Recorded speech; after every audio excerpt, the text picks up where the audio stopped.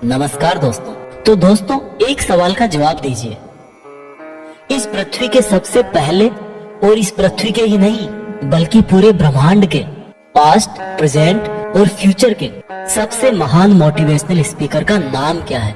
जी हाँ, बांसुरी बजाने वाले भगवान कृष्ण, जिन्होंने आज की तारीख से ना जाने कितने ही युगों पहले महाभारत के युद्ध के मैदान में एक ऐसा ज्ञान दिया था जो आज 21वीं सदी की दुनिया पर, आज के लोगों की लाइफ स्टाइल पर भी एकदम सही बैठता है। अगर आप यह सोचेंगे कि भागवत गीता में सिर्फ यह लिखा है कि भगवान की पूजा कैसे करते हैं, तो आप गलत हैं। क्योंकि भागवत गीता सिर्फ एक किताब या धार्मिक ग्रंथ नहीं है, बल्कि इसमें वो नॉलेज है जो इस पृथ्वी पर जितने भी लोग जन्म लेकर आते हैं उनको यह सिखाता है कि इस दुनिया में सपने पूरे कैसे किए जाते हैं, पर्सनैलिटी कैसे बनाते हैं, पॉजिटिव एनर्जी कहाँ से लाते हैं, खुशी क्या होती है, कितनी भी बड़ी प्रॉब्लम का सॉल्यूशन कैसे ढूंढते हैं, डिसीजन कैसे लिया जाता है, किसी भी ब्रेकअप के सदमे से बाहर कैसे निकलते हैं, इमोशनली स्टेबल कैसे होते हैं, किसी भी बिजनेस को सक्सेसफुल कैसे बनाते हैं, मेहनत कैसे की जाती है, हम क्या है और कौन है, जिंदगी जीने का सही तरीका क्या है, मरने के बाद हमारे साथ क्या होता है, ये ब्रह्मांड कैसे बना, क्या भगवान है और अगर है तो कहाँ है, क्या आप भी पुनर्जन्म लेंगे, ये लाइफ रियल है या एक इल्यूजन या एक सपना। दोस्तों, इस भागवत गीता के ज्ञान ने ही एक दुखी और हारे हुए धनुष नीचे गिरा देने वाले अर्जुन को महाभारत के महान युद्ध का सर्वश्रेष्ठ योद्धा और विजेता बना दिया। अगर आप भी अपनी जिंदगी में किसी मकसद को लेकर आगे बढ़ रहे हो तो मेरा यकीन मानो कि आप भी अपनी जिंदगी की समस्याओं के जंग के मैदान के अर्जुन हो, और इसलिए उस गीता ज्ञान को जानना आपकी चॉइस नहीं बल्कि आपका अधिकार है। इस गीता ज्ञान को समझकर आपको एक बात का जरूर एहसास होगा कि ये असली नॉलेज में पहले क्यों नहीं हासिल कर पाया। वैसे तो भागवत गीता को जितना समझोगे उतना ही कम है, लेकिन फिर भी इस वीडियो में मैंने गीता के पूरे 18 अध्याय 700 श्लोक पढ़कर उनको आज की जनरेशन के हिसाब से, स्टूडेंट के हिसाब से, बिजनेसमैन के हिसाब से, अपने करियर में, अपनी लाइफ में, अपने रिलेशनशिप में और अपनी प्रॉब्लम्स में कैसे यूज करते हैं वह बताया है। दोस्तों, मैं यहाँ पर पूरे 18 चैप्टर कवर करूंगा और कोई भी चैप्टर शुरू करने से पहले मैं आपको यह बताऊंगा कि उसमें आप क्या सीखने वाले हो। फिर उस चैप्टर को शॉर्ट में समझाऊंगा और उसके बाद उससे सीखने वाली चीजों को डिटेल में समझाऊंगा। तो चलो अब मैं आपको सीधा ले चलता हूँ कुरुक्षेत्र के युद्ध के मैदान में, जहाँ पर पांडव और कौरव युद्ध करने के लिए आमने सामने खड़े हैं। दोस्तों, गीता के पहले अध्याय से आपको यह सीखने को मिलेगा कि ऐसी कौन सी सबसे पहली चीज है जो आपको लाइफ में आगे बढ़ने से रोकती है। भले ही आप में बहुत नॉलेज हो, आप में बहुत काबिलियत हो, लेकिन उस एक चीज की वजह से आप सही डिसीजन नहीं ले पाते और अपना काम नहीं कर पाते हैं। इसके साथ साथ सपने से हकीकत में इंसान कैसे बदल जाता है वह भी हम जानेंगे। कौरवों में दुर्योधन बहुत खुश हो रहा था। उसके पास बहुत बड़ी सेना थी। भीष्म पितामह थे, गुरु द्रोणाचार्य और गुरु कृपाचार्य जैसे बड़े बड़े योद्धा थे। पांडवों की सेना में अर्जुन, भीम सहित 5 पांडव, भगवान कृष्ण, अभिमन्यु, द्रौपदी के 5 पुत्र आदि थे। अब यह युद्ध पूरी तरह से पारिवारिक युद्ध ही था। पांडवों और कौरवों के लिए गुरु द्रोणाचार्य और कृपाचार्य दोनों एक ही थे। दादा भीष्म भी एक ही थे। साथ ही साथ पांडव और कौरव दोनों खुद भी चचेरे भाई थे, लेकिन हर कोई जीतने के इरादे से आ रखा था। रणभूमि में जब जोर से युद्ध की घोषणा के लिए शंखनाद हुआ तो अर्जुन ने अपने सारथी भगवान कृष्ण से कहा कि हे कृष्ण, मेरे रथ को दोनों सेनाओं के बीच में एक बार ले जाकर के खड़ा कर दो, ताकि मैं ये देख सकूं कि मुझे किनको मारना है। ऐसा सुनकर भगवान कृष्ण ने अर्जुन के रथ को कौरवों की सेना के सामने वहां पर ले जाकर के खड़ा कर दिया, जहां पर कौरवों की सेना में अर्जुन के दादा भीष्म पितामह और गुरु द्रोणाचार्य खड़े थे। और गुरु द्रोणाचार्य ने ही अर्जुन को तीर चलाना भी सिखाया था। अर्जुन ने युद्ध के मैदान में जिधर भी देखा वहां दोनों तरफ ही सिर्फ परिवार वाले नजर आ रहे थे। ये देखकर अर्जुन बहुत दुखी हो गए और कृष्ण से बोले, यहाँ तो हर कोई मेरा सगा संबंधी ही है, मैं अपने ही लोगों को युद्ध में नहीं मार सकता। मुझे इस राज्य के लिए तो क्या, अगर कोई तीनों लोक भी थे तो भी मैं ऐसा युद्ध नहीं करूंगा जिसमें मुझे अपनों को ही मारना पड़े। इस तरह से अर्जुन पूरे दुखी होकर और खुद को कोसते हुए अपने धनुष को छोड़कर रथ में वापस जाकर बैठ गए। दोस्तों, गीता के इस फर्स्ट चैप्टर से हमें यह सीखने को मिलता है कि वास्तविकता सोच से अलग होती है। हमें नहीं पता होता है कि जब हम कोई काम करने का इरादा लेकर जा रहे होते हैं तो वहां पर क्या हो सकता है। जब हम किसी बुरी चीज का सामना करते हैं तो हम संयम खो बैठते हैं और घबरा जाते हैं, और घबरा जाने के बाद हम हमारा ही असली रूप भूल जाते हैं। भले ही अर्जुन युद्ध कला में मास्टर थे और भले ही वो युद्ध करने के लिए मैदान में धनुष उठाकर चले आए, लेकिन युद्ध सिर्फ हथियारों के चलाना जानने से नहीं होता। उसके लिए इरादे भी चाहिए होते हैं, इमोशनल स्टेबिलिटी चाहिए होती है। मैदान में आकर अर्जुन को अपनी ड्यूटी से ज्यादा फैमिली और गुरुओं से मोह हो गया और उससे फिर वो दुखी हो गए। वो युद्ध करने का डिसीजन नहीं ले पाए। इससे यह भी सीखने को मिलता है कि जिंदगी में हमें हमारा कर्म करने से सबसे पहले रोकने वाला कोई होता है, तो वो है हमारा मोह, यानी कि अटैचमेंट। आप सुबह जल्दी उठ सकते हो, लेकिन आपको नींद और आलस्य का मोह होता है। अर्जुन एक क्षत्रिय थे और युद्ध करना ही उनका काम था, और वो युद्ध करने में बहुत अच्छी तरह से ट्रेंड भी थे, लेकिन वो अटैचमेंट में आकर अपना कर्म भूल गए। इसलिए अगर लाइफ में आपको चुनौतियों से लड़ना है तो आपको अपने अटैचमेंट को सेक्रीफाइस करना आना चाहिए। दोस्तों, इसको आप इस तरह से भी समझ सकते हो।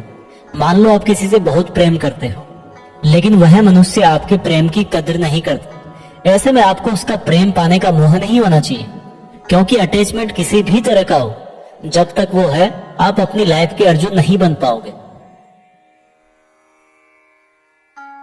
भागवत गीता अध्याय 2, गीता का सार। दोस्तों, गीता के दूसरे अध्याय से हमें इमोशनल स्टेबिलिटी, आत्मा, मृत्यु, पुनर्जन्म, डिसीजन मेकिंग के बारे में सीखने को मिलता है, और गुस्से का सबसे बड़ा रीजन और उसका सॉल्यूशन क्या है, कैसे आप किसी भी कंडीशन में खुश रह सकते हो और मेहनत कैसे करते हैं, यह भी आपको सीखने को मिलेगा। जब अर्जुन ने युद्ध करने से मना कर दिया, तब सारथी श्री कृष्ण ने अर्जुन से कहा कि अर्जुन, ये तुम्हें अचानक से क्या हो गया? जिस तरह की कमजोर बातें तुम बोल रहे हो वो तुम जैसे महान योद्धा के मुंह से बिल्कुल अच्छी नहीं लगती। इसलिए अपने इस मन की कमजोरी को छोड़कर युद्ध के लिए वापस खड़े हो जा। अर्जुन बोले कि मैं किस तरह से अपने ही गुरुजी द्रोणाचार्य और दादाजी भीष्म पितामह को मारने के लिए अपना धनुष चला सकता हूँ, क्योंकि ये तो मेरे लिए हमेशा से ही भगवान की तरह रहे हैं। इस युद्ध को करने से अच्छा है कि मैं भिखारी बन जाऊं, क्योंकि अपनों को ही मारूंगा तो जीत में भी मेरी हार ही है। मैं सही और गलत को नहीं समझ पा रहा, इसलिए मेरा मार्गदर्शन करो कृष्ण। श्री कृष्ण मुस्कुराकर अर्जुन को देखने लगे। भले कोई इंसान उनसे कुछ मांगे और वो दे ही ना, ऐसा भी कभी हो सकता है क्या? यहीं से शुरू होता है भागवत गीता का वो ज्ञान जो आपको भी अर्जुन बनकर ध्यान से सुनना और समझना चाहिए। श्री कृष्ण बोले कि अर्जुन, ये तुझे अचानक से क्या हो गया? तुझ जैसे इंसान को किसी दूसरे की मृत्यु को लेकर नहीं डरना चाहिए। और वैसे भी तुझे क्या लग रहा है, ये लोग तेरे मारने से मर जाएंगे और तू ही इनको मारेगा?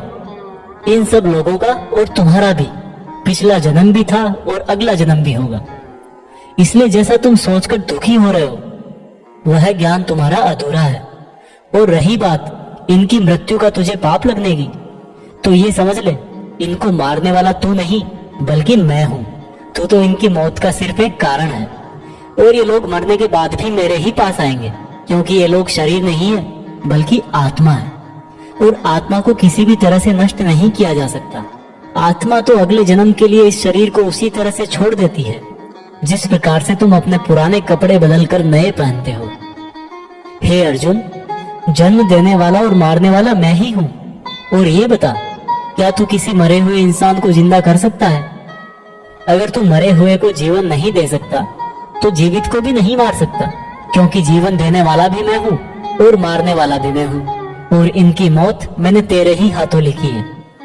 और अर्जुन, अगर तुझे ऐसा लगता है कि आत्मा भी मरती है, तो ये जान ले कि आत्मा जैसे जन्म लेकर मरती है, वैसे ही मरने के बाद प्रकृति का चक्कर पूरा करने के लिए उसको फिर से जन्म लेना पड़ेगा।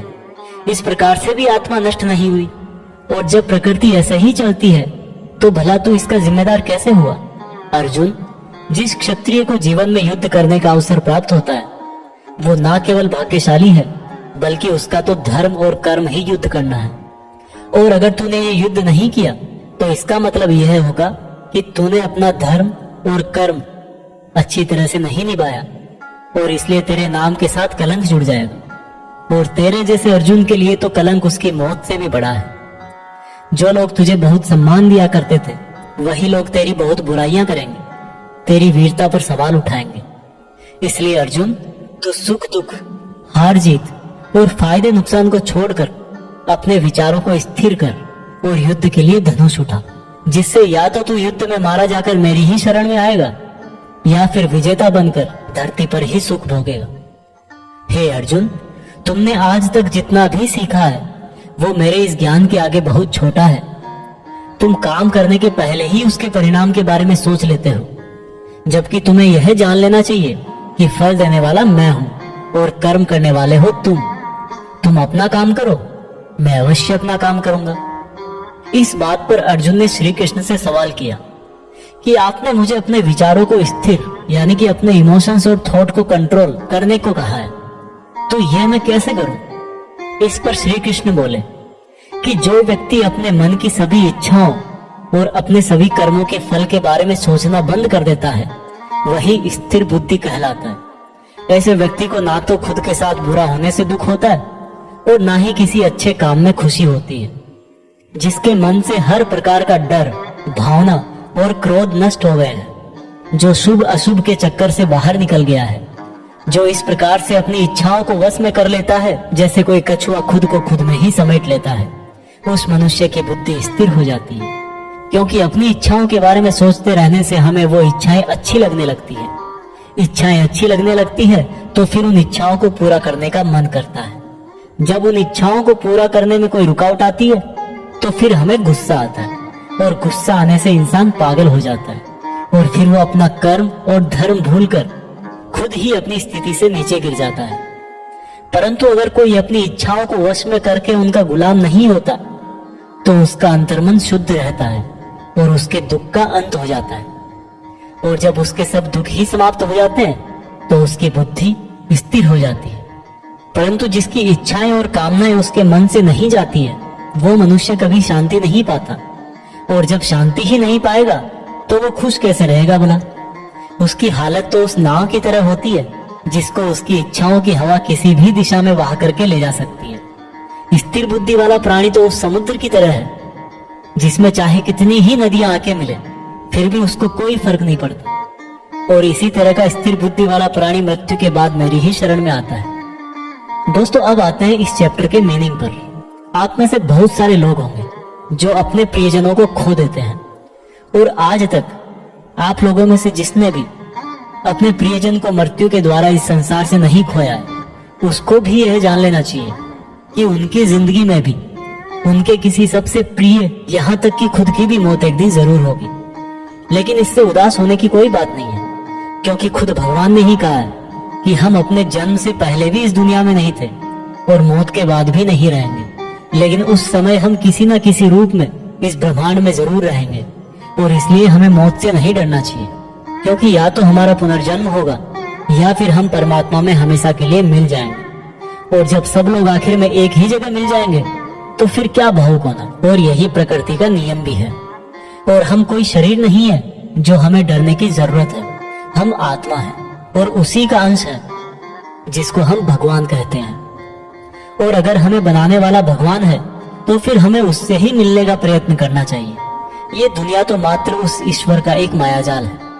अब दोस्तों, अर्जुन डिसीजन नहीं ले पा रहे थे। जब भी हम कोई डिसीजन लेते हैं तो एक तरफ हमारा अटैचमेंट होता है और दूसरी तरफ वो होता है जो हमें करना चाहिए। और इसी मोह के चक्कर में हम वो नहीं कर पाते जो हमारा रियल काम होता है और जो हमें लाइफ में सफलता के रास्ते पर आगे ले जाता है। उदाहरण के लिए, अगर आपको घर से दूर पढ़ाई करने के लिए या सपने पूरे करने के लिए घर से दूर जाना पड़ रहा है तो आपको अपने परिवार का मोह छोड़ना पड़ेगा। इसी तरह से आपको हर डिसीजन में यह देखना है कि आपकी लाइफ में मोह कौन कौन से हैं और आपके कर्तव्य के लिए जरूरी क्या है। इसके बाद बात करते हैं कि हमारी प्रॉब्लम्स का सबसे बड़ा कारण क्या है और उनका सबसे बड़ा सॉल्यूशन भी क्या है। दोस्तों, हमारे दुखों का सबसे बड़ा कारण है हमारा अपनी इच्छाओं के बारे में सोचना। जब हम अपनी इच्छाओं के बारे में सोचते हैं तो समय बीतने के बाद हम उनको पूरा करने की भी कोशिश करते हैं, और जब वो कोशिशें नाकाम हो जाती है तो हमारे अंदर गुस्सा पैदा हो जाता है। और गुस्सा ऐसी चीज है जिसको अगर किसी ने शरीर छोड़ने के पहले नहीं छोड़ा तो कभी आप अपने जीते जी खुश नहीं रह पाओगे। आप हमेशा अपने आप को समस्याओं से घिरा हुआ ही पाओगे, क्योंकि ये दुनिया तो सिर्फ आपका ही रिफ्लेक्शन है। अब आप यह भी बोलोगे कि अगर जिंदगी में कोई इच्छा ही नहीं रखेंगे तो सक्सेस कैसे हासिल होगी, नाम कैसे कमाएंगे। तो दोस्तों, इसके बारे में भगवान कृष्ण ने कहा है कि सबसे पहले आप अपने कर्म को पहचानिए, यानी कि आपके लिए ऐसा क्या करना जरूरी है जो आपको अपना लक्ष्य प्राप्त करवाएगा, और उसके बाद सफल होने की उम्मीद या असफल होने का डर मन में पैदा किए बिना अपने काम को ऐसे करें जैसे वो काम आप नहीं बल्कि खुद भगवान कर रहे हैं। और इस तरह से आपकी हिम्मत कभी नहीं टूटेगी, क्योंकि आपको यह लगेगा कि ये काम मैं नहीं बल्कि मेहनत भगवान कर रहे हैं। और इस तरह से आपकी हिम्मत कभी नहीं टूटेगी, क्योंकि आपको यह लगेगा ही नहीं कि आप मेहनत कर रहे हो। भागवत गीता अध्याय 3 कर्म योग। दोस्तों, अब गीता के 3rd चैप्टर में हम जानेंगे कि ऐसी कौन सी 2 चीजें हैं जो आपको इस दुनिया में कुछ भी हासिल करके दे सकती है। इसमें यह भी जानेंगे कि हम क्या हैं और हमारे अपने मन को अपने काबू में करके अपनी सभी गंदी आदतें कैसे छोड़ें और अपनी मनचाही मंजिल कैसे प्राप्त करें। अर्जुन बोले, हे कृष्ण, आपकी बातें सुन के ऐसा लग रहा है कि जैसे ज्ञान कर्म से ज्यादा सही है, लेकिन आप तो मुझे सन्यासी बनने की जगह युद्ध करने के लिए बोल रहे हो। तो आप ये बताइए कि मैं ज्ञान का रास्ता अपनाकर सन्यासी बनूं या कर्म का रास्ता अपनाकर युद्ध लड़ूं। सुनकर कृष्ण बोले, इस संसार में मैंने खुद ने ही 2 तरह के योग बनाए हैं। योग मतलब ऐसा रास्ता जिससे हम अपना जीवन सफल बनाते हैं। उनमें से एक है ज्ञान योग और दूसरा है कर्म योग। और अर्जुन, तुम एक मनुष्य हो, तुम चाह करके भी अपने शरीर के कर्मों को पूरी तरह से नहीं छोड़ सकते। उदाहरण के लिए, तुम्हें हर पल सांस तो लेना ही पड़ेगा, अगर पेट है तो खाना तो पड़ेगा ही। और अगर तुम इन सब को किसी भी शक्ति से रोकना भी चाहोगे तो क्या निश्चित है कि तुम अपनी इच्छाओं के बारे में नहीं सोचोगे। कहने का मतलब है, तुमसे जाने अनजाने में कर्म तो हो ही जाएगा, क्योंकि तुम मनुष्य हो, और तुम तो वैसे क्षत्रिय हो तो तुम अपने धर्म से भी बंधे हो। इसलिए तुम्हारे लिए संन्यास के रास्ते की जगह कर्म का रास्ता ज्यादा सही है। मतलब ज्ञान योग या सांख्य योग की जगह कर्म योग ज्यादा सही है। इसलिए तुम यह सोचकर कि यह काम तुम नहीं कर रहे हो बल्कि प्रकृति का गुलाम होकर तुम्हारा शरीर कर रहा है, फल की इच्छा किए बिना अपना कर्म योग करो। क्योंकि अगर तुम अपने आप को खुद के कर्म का कर्ता यानी करने वाला नहीं मानोगे तो मैं तुम्हारा कर्ता बनूंगा, और जब मैं तुम्हारा कर्ता बनूंगा तो तुम्हें बिना मांगे ही वो सब सुविधाएं, सुख और राज्य दे दूंगा जिसकी तुम्हें जरूरत होगी। बिना मेहनत किए ही सुख सुविधाओं और राज्य का भोग किया तो तुम एक चोर कहलाओगे, और तुम कभी परमात्मा यानी कि मुझसे नहीं मिल पाओगे। जिस तरह से महान लोग खाने के लिए नहीं बल्कि जीने के लिए खाते हैं, उसी तरह से तुम भी परिणाम के लिए नहीं बल्कि कल्याण के लिए युद्ध करो। हे अर्जुन, तुम मनुष्यों में सबसे बड़े हो, इसलिए जैसा तुम करोगे ठीक वैसा ही तुम्हारी संतान या आने वाली दुनिया करेगी। अर्जुन, अब तू मुझको ही देख ले, मैं तो भगवान हूँ, मुझे भला किसी काम को करने की जरूरत क्या है। पर मैं इसलिए अपना कर्म करता हूँ क्योंकि मनुष्य की आत्मा मेरा ही छोटा सा अंश है, और जैसा मैं करूंगा वैसा ही फिर मनुष्य करेगा, और इस तरह से तो पूरी सृष्टि ही नष्ट हो जाएगी। कोई अगर तुम्हारा साथ भी ना दे या तुम्हारी आलोचना भी करे तो तुम उनको बिना कुछ कहे सिर्फ अपना कर्म करते जाओ, और ऐसा करने पर वह मनुष्य भी कुछ समय बाद तुम्हारे जैसा ही करने लग जाएगा। जो व्यक्ति यह सोचता है कि वह कर्म खुद करता है, उससे बड़ा मूर्ख और दुखी इस दुनिया में और कोई नहीं है, और ज्ञानी लोगों के द्वारा ऐसे मूर्खों को कभी नहीं छेड़ा जाना चाहिए। इसलिए अर्जुन, तू भी अपने आप को इस कर्म के बंधन में ना बांधकर बिना किसी आशा के, दया के और पछतावे के अपना युद्ध कर। अर्जुन, खुद का धर्म और कर्म दूसरों के धर्म और कर्म से ज्यादा अच्छा समझा जाना चाहिए। भले ही हमारे खुद के धर्म में और कर्म के पालन करने में कोई कमी रह जाए।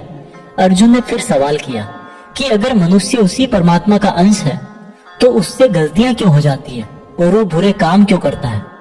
भगवान श्री कृष्ण बोले कि मनुष्य शरीर भोग विलास करना चाहता है क्योंकि उसकी प्रकृति वैसी ही है। इसलिए अगर उसकी इच्छा पूरी नहीं होती तो उसको क्रोध आता है, और जिस तरह धुएं की वजह से आग दिखाई नहीं देती, उसी तरह से काम और क्रोध की वजह से मनुष्यों को अपना धर्म, कर्म और परमात्मा दिखाई नहीं देते। और इसी वजह से क्रोध और कामनाओं में आकर मनुष्य अपनी इंद्रियों और मन पर नियंत्रण खो देता है और ना चाहते हुए भी बुरे काम और गलतियां कर बैठता है। अर्जुन, तो हमेशा याद रखना, इस शरीर से ज्यादा शक्तिशाली है इसकी इंद्रियां, इंद्रियों से ज्यादा शक्तिशाली है मन, मन से शक्तिशाली है बुद्धि, और बुद्धि से ज्यादा शक्तिशाली हो तुम, यानी कि तुम आत्मा। इसलिए अर्जुन, तू अपनी आत्मा से अपनी बुद्धि को वश में कर। बुद्धि मन को वश में करेगी, मन इंद्रियों को वश में करेगा, और इंद्रियां शरीर को, यानी कि तुम्हारे बुरे कर्मों को। दोस्तों, श्री कृष्ण की कही गई बातों को हम आज की लाइफ के हिसाब से समझते हैं। देखो, इस दुनिया में रिजल्ट दो ही चीजों से आते हैं, ज्ञान और कर्म, मीन्स नॉलेज और एक्शन। लेकिन दोनों अलग अलग हैं। आज की दुनिया में हम दोनों चीजों को आपस में रिलेट करके देखेंगे। हमारे लिए नॉलेज भी उतना ही जरूरी है जितना एक्शन। नॉलेज का मतलब यह नहीं है कि आप सिर्फ एग्जाम पास करने के लिए सिलेबस को रटते हो, बल्कि नॉलेज का मतलब यह है कि आप सबसे पहले ये जानो कि आपके गोल्स क्या हैं, आपकी कैपेबिलिटीज और आपके इश्यूज क्या क्या हैं, और इन सबको मिलाकर गोल्स तक पहुंचने की आपकी प्लानिंग क्या है। ये है आपका नॉलेज, यानी कि ज्ञान योग। इसके अलावा आपको एक और चीज जाननी चाहिए कि मेरे भाई, आप शरीर नहीं हो, आप एक आत्मा हो। आपकी आत्मा यानी आप खुद अपने इमोशंस, अपनी थॉट्स और अपनी एक्टिविटीज से बहुत ऊपर हो। और अगर आप ऐसा सोचोगे तो मैं दावे के साथ कह सकता हूँ, आप 99% नहीं बल्कि 100% अपने प्रॉब्लम से ऊपर उठ जाओगे। इसके बाद इस चैप्टर में दूसरा रास्ता बताया गया है, कर्म योग, यानी कि आपके शरीर के एक्शंस। एक्शंस के लिए भगवान ने ये बोला है कि हमें कभी यह नहीं सोचना चाहिए कि काम हम कर रहे हैं, और जब हम ये सोचेंगे कि काम नहीं कर रहे तब इसके दो फायदे होंगे। एक तो ये कि आप अपनी मेहनत के रिजल्ट को लेकर टेंशन में नहीं रहो, और दूसरा ये कि आप इमोशनली स्टेबल होकर अपनी बेस्ट मेहनत कर पाओ। इसके साथ साथ आपको कभी भी अपने बुरे या अच्छे रिजल्ट को खुद पर लेकर दुख नहीं करना चाहिए, क्योंकि श्री कृष्ण की बातों के अनुसार मनुष्य को सिर्फ कर्म करने का अधिकार दिया हुआ। इसके अलावा आप अपनी किसी भी बुरी आदत से कैसे छुटकारा पाए, इसको बहुत ही आसान शब्दों में बताया गया है कि आप अपने आप को उस परमात्मा का ही छोटा सा रूप, यानी कि आत्मा समझो, और आत्मा के ध्यान से अपने ब्रेन को और ब्रेन से अपने मन को काबू में करोगे, और इसके बाद में आपका मन अपने आप आपके सभी फिजिकल सेंसेस यानी कि इंद्रियों को काबू में कर लेगा। और जब आपकी इंद्रियां आपके काबू में हो जाएगी तब बुरी आदत छोड़ना तो क्या कुछ भी मुश्किल नहीं है। भागवत गीता अध्याय 4 दिव्य ज्ञान। गीता के चौथे अध्याय से हम जानेंगे कि भगवान कब और किस रूप में धरती पर आते हैं, भगवान को कैसे प्राप्त किया जाता है, गुरु से ज्ञान कैसे लिया जाता है, ज्ञान लेना क्यों जरूरी है। श्री कृष्ण बोले कि अर्जुन, जो महान गीता ज्ञान मैं तुझे बता रहा हूँ वो मैंने बहुत पहले ही इसी पृथ्वी पर बताया था, लेकिन समय के साथ वो लुप्त हो गया। इस पर अर्जुन बोले कि हे कृष्ण, आप तो अभी वर्तमान काल में हो, तो आप बहुत पहले के समय में ऐसा कैसे कर सकते हो। श्री कृष्ण बोले कि अर्जुन, तुझे नहीं पता कि तेरे और मेरे कितने जन्म हो चुके हैं। जब जब इस संसार में धर्म का नाश होता है तब तब मैं अधर्म का नाश करने इस धरती पर मानव रूप में आता हूँ, और कर्म करके अपना शरीर यही छोड़कर वापस चला जाता हूँ। जिस तरह से कोई शिष्य मुझे बहुत प्रेम करता है, उसी प्रकार से मैं भी अपने शिष्यों से बहुत प्रेम करता हूँ। मैंने भले ही इस संसार को बनाया है, लेकिन मैं फिर भी यह नहीं सोचता कि यह मैंने बनाया है। इसलिए मनुष्य को भी कर्म करते समय यह नहीं सोचना चाहिए कि मैं कर रहा हूँ। जो मनुष्य किसी भी कर्म के फल और सुख दुख से परे होकर कर्म करता है वही सबसे अच्छा है। जिसको अपने शरीर पर कोई घमंड नहीं होता, उसको वश में रखता है, वही मनुष्यों में सबसे ऊंचा है। और अर्जुन, जो मनुष्य इस धरती में खुश नहीं रह पाता वो परलोक में भी खुश नहीं होता। इसलिए किसी भी मनुष्य को अपने गुरु को पहचान कर, अपनी इंद्रियों को जीत कर, अपना लालच छोड़कर उनकी सेवा करके उनसे वह ज्ञान सीखना चाहिए जिससे बड़े बड़े पापी भी मेरी शरण में आ जाते हैं। जिस तरह से आग सूखी लकड़ियों को जला देती है, उसी तरह से गुरु से सीखा हुआ ज्ञान भी हर अज्ञान को मिटा देता है। हमेशा कर्म करने वाला और हमेशा मुझ में श्रद्धा रखने वाला ही मुझको प्राप्त कर पाता है। इसलिए जिसने भी कर्म योग से सभी कर्मों को और खुद को अकर्ता मानते हुए परमात्मा को अर्पण कर दिए हैं, ऐसे मनुष्य को उसके कर्म कभी नहीं बांधते। इसलिए अर्जुन, तू भी मेरे इस दिए हुए ज्ञान से यह समझ कि कर्म तू नहीं बल्कि मैं कर रहा हूँ। दोस्तों, इस चौथे चैप्टर में यह साफ कहा गया कि जब भी धरती पर मानवता का नाश होता है और निगेटिव एनर्जी लोगों में ज्यादा होती है, तब भगवान किसी भी रूप में आकर धर्म को फिर से स्थापित करते हैं। इसमें यह भी बताया गया है कि अगर किसी से आपको कुछ सीखना है तो सबसे पहले आपके मन में उसके प्रति रेस्पेक्ट होनी चाहिए, कोई लालच नहीं होना चाहिए और बुरी भावना भी नहीं होनी चाहिए। और ये नॉलेज लेना और सीखना हमारे लिए जरूरी क्यों है? क्योंकि हम चाहे किसी भी फील्ड में हो, ऑब्वियस सी बात है कि हमें उस फील्ड के गुरुओं से ज्ञान तो लेना ही पड़ेगा। और ज्ञान ऐसा तरीका है जो इस लाइफ में आपके टारगेट से और उस लाइफ में आपके परमात्मा से मिला सकता है। भागवत गीता अध्याय 5 कर्म संन्यास योग। भागवत गीता के 5वें चैप्टर में हम जानेंगे कि अपने गोल्स को कैसे प्राप्त किया जाता है और किस तरह से हमारा शरीर हमको आलस में बांधने की कोशिश करता है। अर्जुन बोले, हे श्री कृष्ण, मैं अभी भी यह नहीं समझ पा रहा हूँ कि मेरे लिए कर्म ज्यादा अच्छा है या कर्मों से संन्यास। श्री कृष्ण बोले, देखो अर्जुन, भले ही संन्यास और कर्म दो अलग अलग रास्ते हों, लेकिन दोनों की मंजिल एक ही है और वो है भगवान। जो व्यक्ति अपने मन को भटकने नहीं देता, जो कर्म करके भी यह समझता है कि कर्म उसने नहीं बल्कि परमात्मा ने किया है, और जो सभी जीव जंतुओं को उसी परमात्मा का हिस्सा मानता है, वह मनुष्य मरने के बाद परमात्मा में ही मिल जाता है। महान पुरुष अपना हर काम खुद के विचारों को साफ करने और दूसरों का कल्याण करने के लिए ही करते हैं। परमात्मा कभी भी मनुष्यों को बुरा काम करने के लिए नहीं उकसाता, बल्कि लोग खुद ही अपने क्रोध और मोह में आकर बुरे कर्मों के साथ साथ उनके फलों का भी निर्माण करते हैं। मैं तो बस उनका फल उन्हीं को वापस देता हूँ। इस शरीर को चाहे कितना ही सुख दे दो, उसकी इच्छाएं तब भी पूरी नहीं होती। इसलिए अर्जुन, तेरे जैसे बुद्धिमान व्यक्ति को शरीर की इच्छाओं में मन नहीं लगाना चाहिए।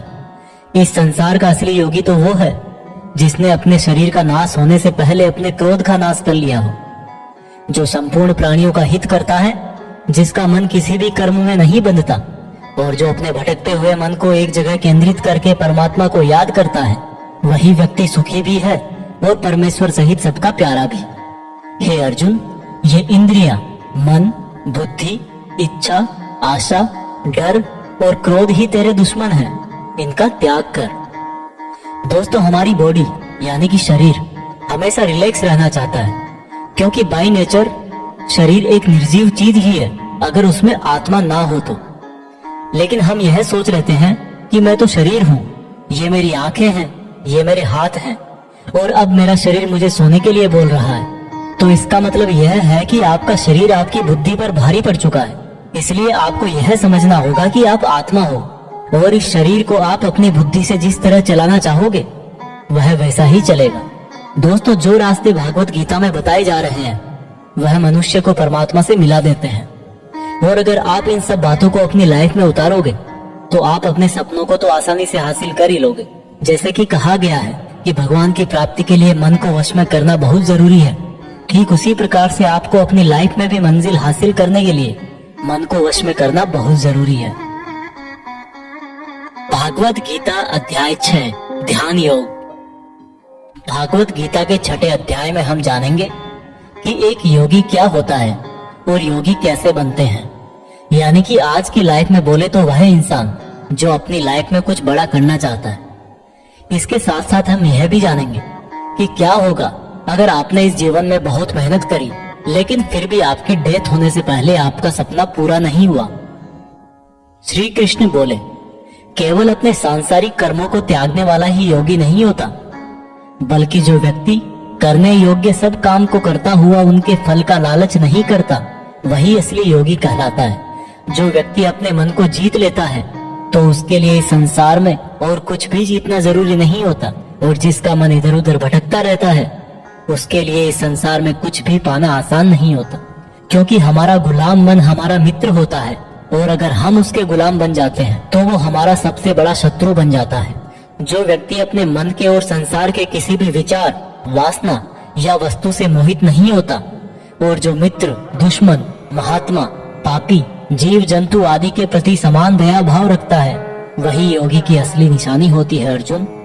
और जब इस तरह का योगी भाव आने लगे तो बिना किसी आशा के, बिना किसी भय के अपने मन को मित्र बनाकर मेरा ध्यान करना चाहिए।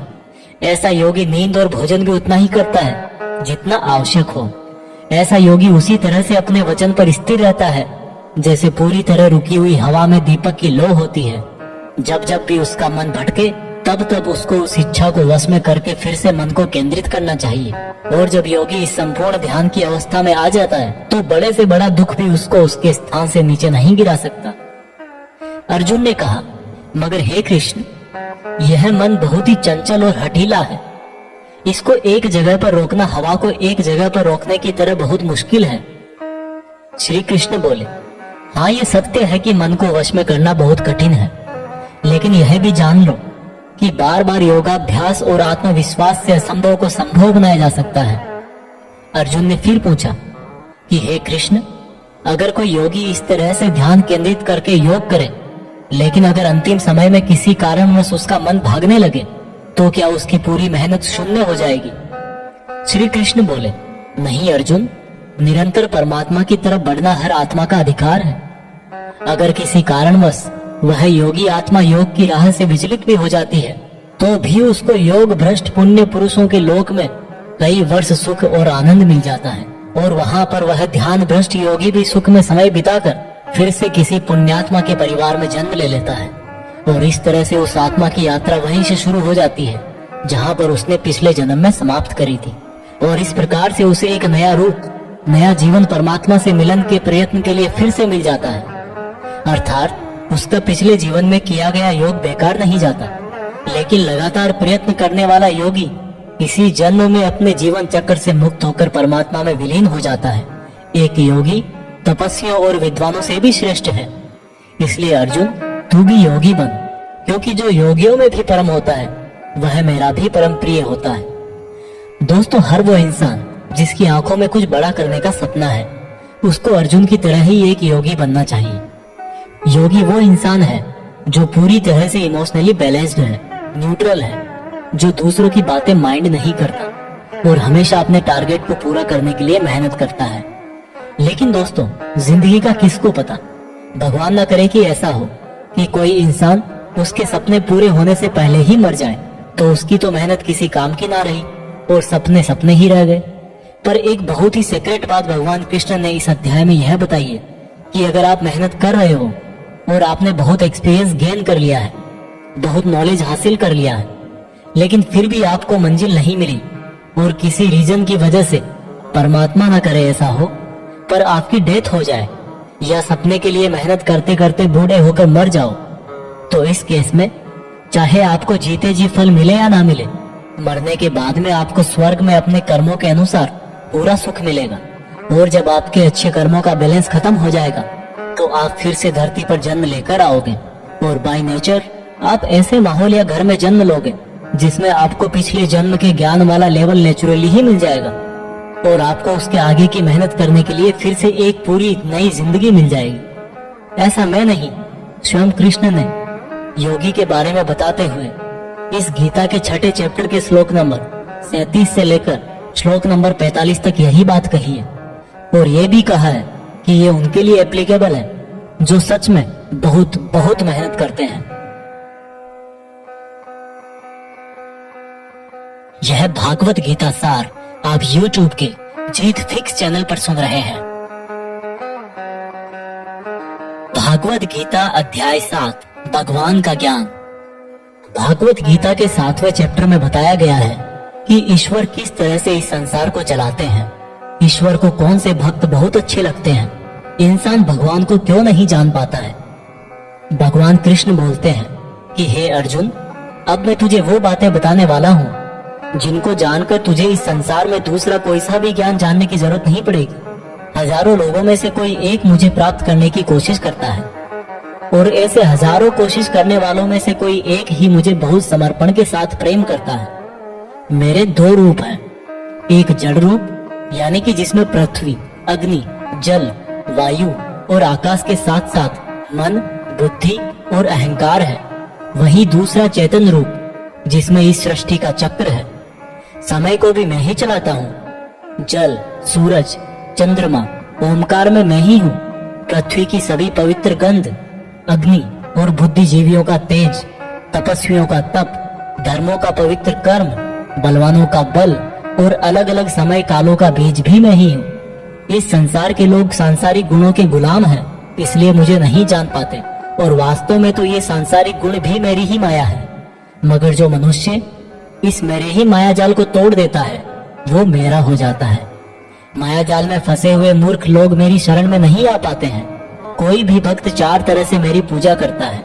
कोई प्राप्ति चाहने वाला, कोई दुख के संकट में याद करने वाला, मुझे जानने की इच्छा रखने वाला या फिर मुझे पहले से ही जानने वाला। लेकिन इनमें से मुझे अत्यंत प्रेम करने वाला ज्ञानी बहुत पसंद है। ये चारों ही तरह के भक्त दयावान होते हैं, लेकिन ज्ञानी पुरुष तो मानो जैसे मेरा ही रूप हो। और ज्ञानियों में भी जो व्यक्ति मुझे बहुत सारे जन्मों से मानता आया है वो मृत्यु के पश्चात मुझ में ही समा जाता है। जो लोग किसी इच्छा पूर्ति के लिए अगर किसी देवता की भक्ति करते हैं तो मैं उन भक्तों की आस्था उन्हीं देवताओं में स्थिर कर देता हूँ और वो भक्त उन्हीं देवताओं को प्राप्त हो जाते हैं। लेकिन यह फल ज्यादा समय तक नहीं चलता। और अगर कोई भक्त अगर किसी भी प्रकार से मेरी ही पूजा करता है तो उसे मैं अपना ही बना लेता हूँ। जो मूर्ख मुझे जन्म लेने और मरने वाला मानते हैं वो मुझे प्राप्त नहीं कर पाते। मैं भूतकाल, वर्तमान और भविष्य को पूरा जानता हूँ, जबकि श्रद्धा रहित लोग मुझे भी नहीं जान पाते। जो भक्त इस सांसारिक मोह और माया को छोड़कर श्रेष्ठ कर्मों का आचरण करके मेरी भक्ति करते हैं वो इस मृत्यु से मुक्त होकर मुझ में ही समा जाते हैं। तो दोस्तों, आज के समय के हिसाब से इस चैप्टर का मतलब आप इस तरह से निकाल सकते हैं। जब आप अपनी लाइफ में कोई टारगेट सेट करते हो तो आप टाइम बीतने के बाद टारगेट को भूलने लगते हो, क्योंकि डिस्ट्रैक्शंस बहुत सारे होते हैं। जैसा श्री कृष्ण ने बताया कि माया जाल में फंसा हुआ व्यक्ति भगवान को भूल जाता है, ठीक वैसे ही कई बार बहुत मेहनत करने वाला व्यक्ति भी राह से भटक जाता है और सोचने लगता है कि ये टारगेट वारगेट सब बेकार है, लाइफ के मजे लो, कल को पता नहीं रहूं या ना रहूं। और इस तरह के लोगों को गीता में मूर्ख कहा गया है, जो इतना भी नहीं जानते कि ये डिस्ट्रैक्शन तो खुद मेहनत करने वालों को आजमाते हैं कि ये इंसान उसमें उलझ के रह जाएगा या इसको पार कर जाएगा। और इस तरह से लगातार बिना भटके जो हार्डवर्क करता है उसी को सक्सेस मिलती है।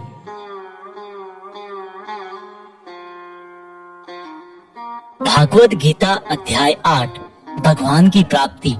भागवत गीता के 8वें चैप्टर में आप जानेंगे कि भगवान क्या है और उनको कैसे प्राप्त किया जा सकता है, देवता कौन है, ये संसार कैसे चलता है और क्यों हमें आज से ही हार्ड वर्क में लगना चाहिए। अर्जुन बोले, हे कृष्ण, ये परम ब्रह्म क्या है, आध्यात्म क्या है, कर्म क्या है, ये संसार क्या है और ये देवता कौन है, इस संसार का फैसला कौन करता है और कोई योगी आपको कैसे पहचानता है। श्री कृष्ण बोले, ब्रह्म परम अक्षर है, आध्यात्म जीवों का स्वरूप है, कर्म भूतकाल का एक ऐसा त्याग है जिससे वर्तमान में परिणाम उत्पन्न होते हैं, हमेशा उत्पन्न और अंत होने वाले का नाम संसार है। जिनको शास्त्रों में परम पुरुष बताया गया है वही देवता है। इस संसार का फैसला करने वाला मैं ही हूँ। और जो भी पुरुष अपने अंतकाल में जिस जिस भाव को याद करता हुआ और अपने ध्यान को भ्रकुटी में केंद्रित करके शरीर छोड़ता है तो वह उसी भाव को प्राप्त होता है। इसलिए मेरा स्मरण करने वाले सदैव मेरे पास ही आते हैं। इसलिए अर्जुन, तू भी मुझ में ही ध्यान रख के युद्ध कर, जिससे कि तू मुझे ही प्राप्त होगा। जो लोग हमेशा मुझे याद करते हैं वह बहुत आसानी से मेरे पास आ जाते हैं, और जो मेरे पास आ जाता है उसके दुख और मृत्यु चक्र समाप्त हो जाते हैं। ब्रह्मा का एक दिन 1000 युगों का होता है और एक रात भी 1000 युगों की होती है। ब्रह्मा के दिन की सुबह में ही संपूर्ण संसार का निर्माण होता है और रात के आरंभ में ही वह संसार फिर से ब्रह्मा में समा जाता है और हर दिन ऐसा ही चक्कर चलता रहता है। लेकिन जो मेरे भक्त होते हैं वो जल्दी ही इस चक्र से मुक्त हो जाते हैं। अर्जुन, अब मैं तुम्हें वह 2 रास्ते बताऊंगा जिनसे होते हुए ही लोग या तो परम गति को प्राप्त होते हैं या फिर इस संसार में वापस आते हैं। जब सूर्य का प्रकाश रहता है, शुक्ल पक्ष होता है और सूर्य उत्तरायण में होता है, तब शरीर छोड़ने वाले कर्म योगी मेरे पास हमेशा के लिए आ जाते हैं। जब रात्रि होती है, कृष्ण पक्ष होता है और सूर्य दक्षिणायन में होता है, उस वक्त पर कर्म योगी शरीर त्याग कर परलोक में बहुत समय तक तरह तरह के आनंद सुख भोग करके वापस जन्म लेते हैं। केवल एक योगी ही इस रहस्य को जानकर सब कर्मों के फलों का मोह छोड़कर परम ब्रह्म को प्राप्त होता है। दोस्तों, इस चैप्टर का आप आजकल की लाइफ के लिए इस तरह से मीनिंग निकाल सकते हो। कोई भी वो मंजिल जिस पर आप हमेशा के लिए अपना नाम दुनिया के सामने लिखना चाहते हो, उसके लिए आपको बहुत हार्ड वर्क करना पड़ेगा। क्योंकि जैसा श्री कृष्ण ने बताया कि ये संसार का चक्र बहुत बड़ा है और लोग आते रहते हैं और लोग जाते रहते हैं, लेकिन जिन लोगों को अपनी लाइफ में कुछ ऐसा करना है जिसकी वजह से उनका नाम हमेशा के लिए दुनिया में हो जाए, उन लोगों को ज्ञान योगी और कर्म योगी बनना पड़ेगा। ब्रह्मा का जो एक दिन है, उसका मतलब है कि ये यूनिवर्स बहुत पहले से है और बहुत आगे तक चलेगा, और इंसान की लाइफ उस यूनिवर्स के सामने बहुत बहुत छोटी है। इसलिए ऐसा ना हो कि आप लाइफ में सिर्फ सपने सजो के बैठ जाओ और ब्रह्मा जी की शाम हो जाए। भागवत गीता अध्याय 9 अत्यंत गुप्त ज्ञान। भागवत गीता के 9th चैप्टर में हम जानेंगे कि जब हम अलग अलग देवताओं की पूजा करते हैं तो उससे क्या होता है। इसी को हम प्रैक्टिकल लाइफ में लाकर भी जानेंगे। श्री कृष्ण बोले कि हे अर्जुन, अब मैं तुझे बहुत ही गुप्त और बड़ा ज्ञान देने वाला हूँ। वह मनुष्य जो मुझ में श्रद्धा नहीं रखते, वह इस संसार में बार बार दुख भोगने के लिए आते रहते हैं और जाते रहते हैं। मैं ही इस संसार को बार बार बनाता हूँ और मिटाता हूँ। मैं ही मनुष्यों को उनके कर्मों के अनुसार फल देता हूँ, पुनर्जन्म देता हूँ। लेकिन मुझे मेरे काम का बिल्कुल भी मोह और अहंकार नहीं है। मैं यह कर्म करते हुए भी इस कर्म के बंधन में नहीं बंधता। सब कुछ करके भी मैं नहीं मानता कि मैं कुछ करता हूँ। मेरी माया जाल में फंसने वाले और मुझे नहीं समझने वाले मूर्ख लोग और बेकार की आशा और बेकार काम करने वाले लोग हमेशा इसी संसार में फंसे रह जाते हैं। जो वेदों को पढ़ के स्वर्ग प्राप्ति के लिए मेरी पूजा करते हैं, वे लोग इंद्र के स्वर्ग का आनंद भोगते हैं, लेकिन उनके स्वर्ग के सुख तब तक ही चलते हैं जब तक उनके मानव जीवन के पुण्य खत्म नहीं हो जाते। और जब उनके पुण्य खत्म हो जाते हैं, उनको वापस इसी पृथ्वी पर जन्म लेने आना पड़ता है। किंतु जो मुझ में मतलब परमेश्वर को ही सब कुछ मानकर अपने कर्म फल को त्याग कर निरंतर प्रेम करते हैं, मैं उनकी न केवल सभी आवश्यकताएं पूरी करता हूँ, बल्कि उन्हें सदा के लिए मेरी शरण में भी लेता हूँ। देवताओं को पूजने वाले देवताओं के पास, पितरों को पूजने वाले पितरों के पास, राक्षसों को पूजने वाले राक्षसों के पास और मुझे मानने वाले सदा मेरे पास ही आते हैं। देवताओं, पितरों और भूतों को पूजने वालों का ज्ञान सीमित होता है और उनको फिर से इस मृत्यु लोक में आना पड़ता है। इसलिए अर्जुन, तू भी अगर कुछ खाए, दान करे, तप करे और कर्म करे तो मुझ में ही अर्पण करके करना। इस प्रकार से तू मुझको ही प्राप्त हो जाएगा।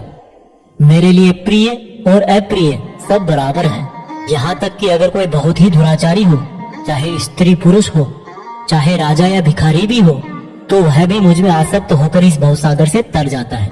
इसलिए अगर तू भी मुझ में समर्पित रहेगा तो मुझे ही प्राप्त करेगा।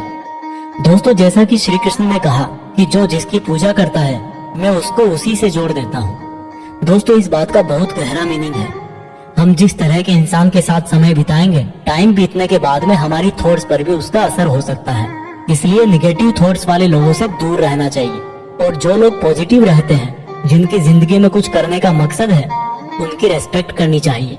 क्योंकि आज भले ही वो कुछ ना हो, लेकिन जैसा भगवान ने कहा कि जैसी भावना वैसा नतीजा, तो उस प्रकार से सही रास्ते पर चलने वाले एक दिन मंजिल तक पहुंच ही जाते हैं। भागवत गीता अध्याय 10 भगवान की महिमा।